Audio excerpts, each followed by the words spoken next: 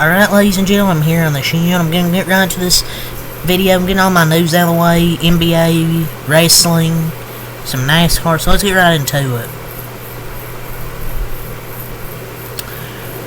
So, per at NBA official, the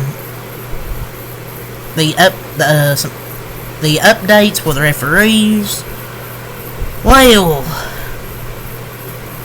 the NBA, they announced that Giannis Antetokounmpo, he should have been called for a turnover after stepping out of bounds on this play. Right here. You see his foot out of bounds. Antetokounmpo from Milwaukee, his left foot is out of bounds when he receives the pass from Brook Lopez.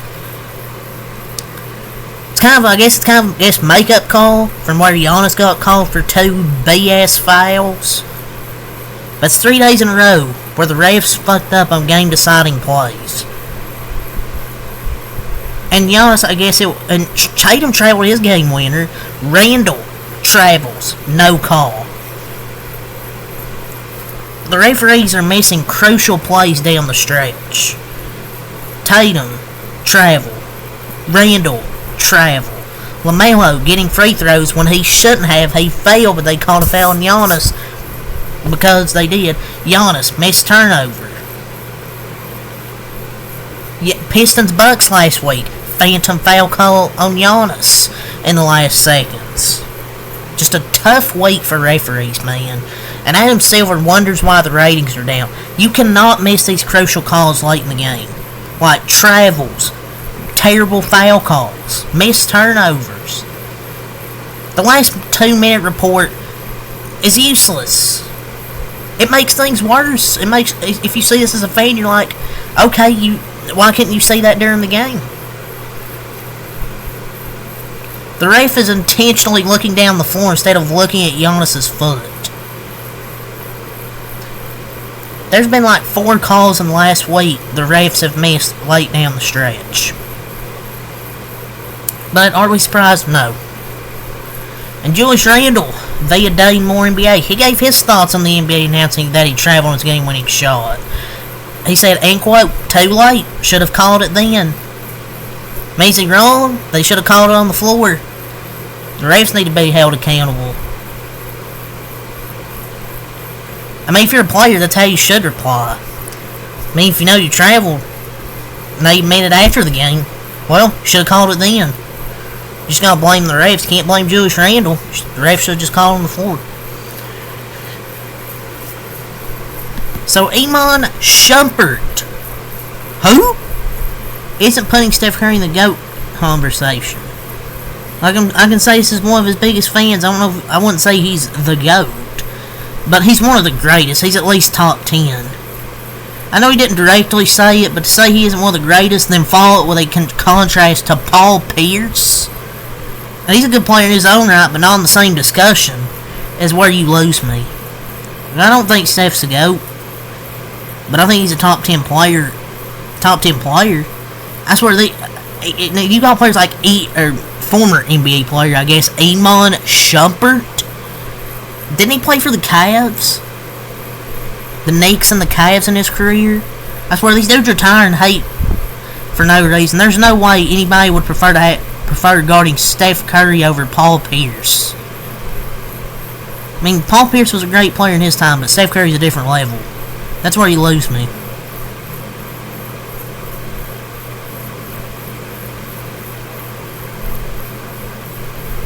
And Steph Curry now is way different from back then. Oh no, let me remind you, he averaged 27, 5, and 4 versus Iman Shumpert in his career.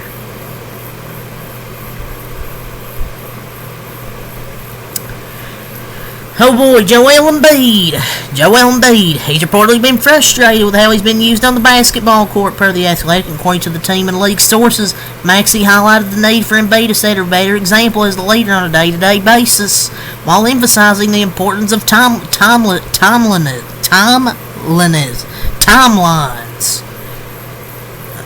The message, in essence, was that everything within the program starts with the big man, and they simply must be better when it comes to leadership.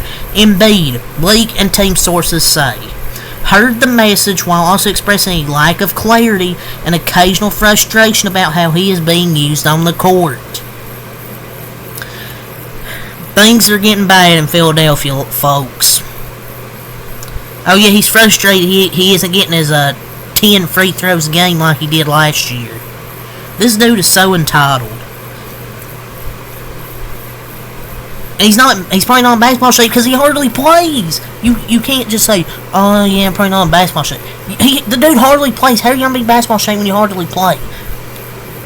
It doesn't matter if you practice. If you're not out there game speed, yeah, you're not going to be in basketball shape.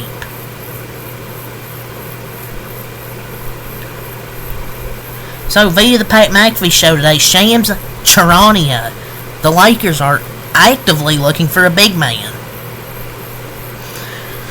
They say this every year.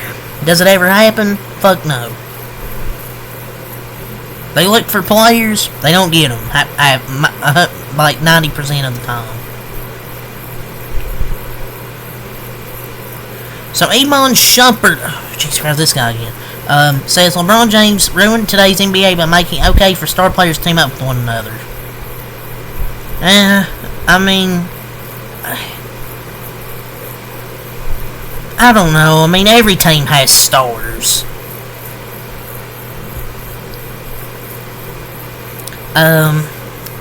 That's really all I gotta say about that. Cam Thomas is considered available for trade. Fourth-year gunner Cam Thomas, 24.6 points per game, failed to come to terms on an extension and is widely considered to be available.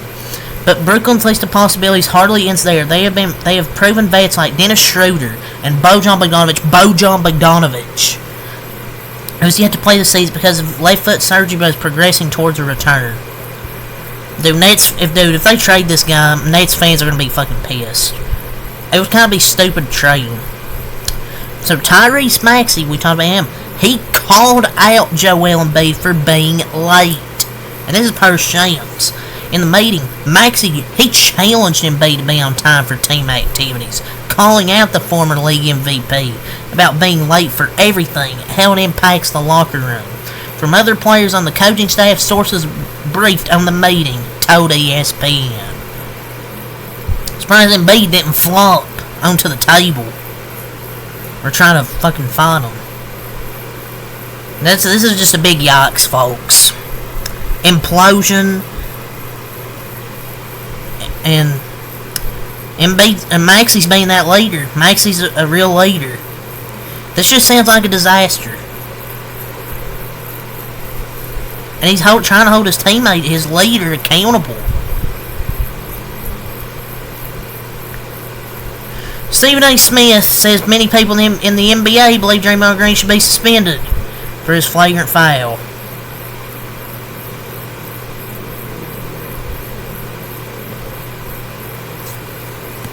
I mean, people are just mad the Warriors are winning. Seems about right. Adam Silver believes the World Series and the election play a role in the NBA's low ratings to start the season. Yeah, totally, Adam Silver. But now we're into some wrestling here, some NBA I want to talk about. Via Cheap Heat, CM Punk states he feels he wasted matches on some people during his run in All Elite Wrestling. I feel like I wasted some matches on some people, for sure. But that is what it is. Some people understand the business, some people don't. And you know, I think everybody here understands the business. Wonder what matches he's talking about.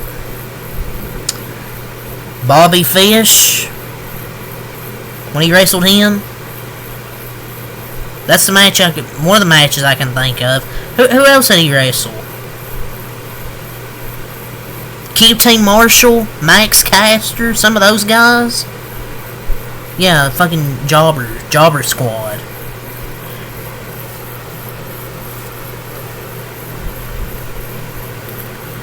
So CM Punk was asked about AJ Lee, his wife, returning to wrestling. It's too long of a thing to read for this video, but look, I don't know if she's ever gonna come back, to be honest. I mean, I don't think she will. Maybe she will though, but maybe a Rumble appearance or something like that. But I mean, I want to see it. Don't get me wrong. Just I don't know. I'm kind of tired of getting my hopes up.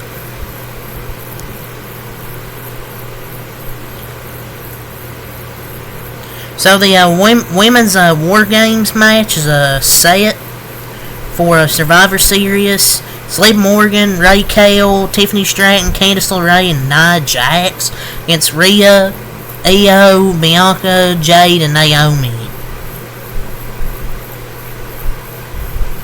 I think it'll be a good War Games match. Just the builds are just kind of a clusterfuck, in my opinion.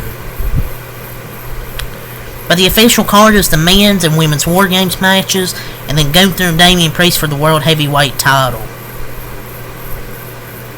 I mean, surely we're going to get more matches, right? Surely we will. So, some more names that have been signed to the WWE program. Evil Gay Aaron Rourke has been signed to the WWE ID program. I'm not joking, this is what it says. Evil Gay. That's a name. I'll say that.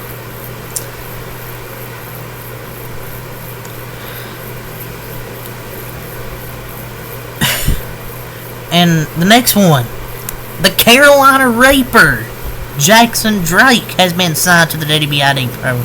Dude, what are some of these names? Evil Gay, the Carolina Reaper? What the hell?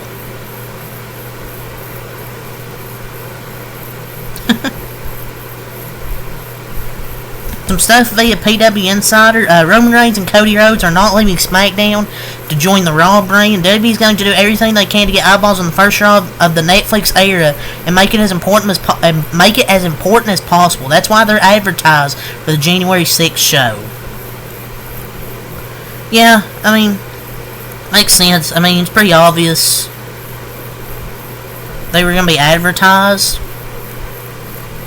I don't think they'll be on the show though. So, also PW Insider, neither Montez Ford nor Angelo Dawkins are leaving WWE. The duo is currently locked into deals with the company. Good. Now push them. Give them the tag titles. At some point. WWE, via press release, confirmed the new Travis Scott music will serve as the official theme song for WWE Raw on Netflix. What's it gonna be? Is it gonna be Fiend? Nah, it's probably gonna be the new song. I think it's an unreleased song. But WWE via press release state that the debut episode will have surprise guests on the show. Should be interesting. Yeah, Travis Scott will be live on the debut episode. I'm excited, man. Some NASCAR news needed off here. RFK Racing is going to be official. Kroger's going to sponsor the organization across all three cars: Keselowski, Buescher, and Priest. Priest will join the team driving the number 60. No mention of charter in the news release, but expected release from Rick Ware. So we'll see how Priest does. This is probably the worst kept secret in the off season. But yeah, I hope Priest does good, but we'll see. And they confirmed they leased a charter from Rick Ware Racing for that number 60 car. So we'll see how Priest does. I don't know if he's going to do good or not, but we'll see how he does. Travis May's going to crew chief for the number 42 next year. Is this a good hire? I don't think it's going to help. A new number for Front Row Motorsports driver Todd Gillen. He'll step into the number 34 Cup car with the Love's Travel Stock sponsorship. To be announced in the numbers for Noah Gregson, and to be announced driver. We don't know who it is. Hopefully it's Zane Smith. Will it be? I don't know. Tanner Gray's returning back to the number 15 for the 2025 season for Tricon.